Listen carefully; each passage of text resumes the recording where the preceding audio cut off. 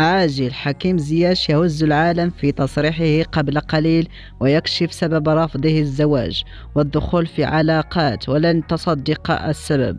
صدمة لكل محبيه. شاهد ماذا قال. ولكن قبل أن نبدأ عطر فمكم بذكر الله والصلاة والسلام على سيدنا محمد عليه أفضل الصلاة والسلام. اهتزت وتفاجأت الجماهير المحبة لحكيم زياش في تصريح غريب وغير متوقع له، كشف فيها عن السبب الذي جعله يرفض الزواج والدخول في علاقات. وما صرح به كان صدمة لكل محبيه خصوصا المغاربة. وإليكم التفاصيل الكاملة.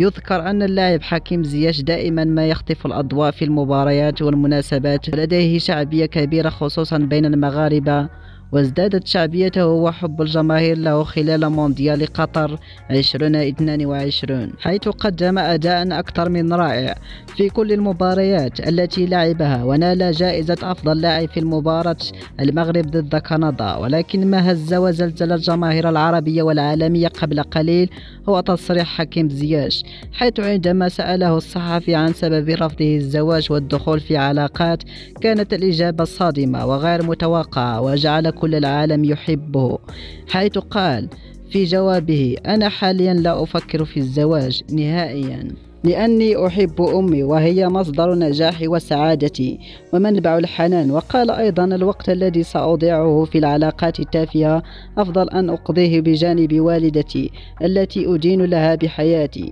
ومهما فعلت فلن أرد لها حتى ربع ما أعطتني إياه، خصوصا خلال فترة الطفولة الصعبة والقاسية.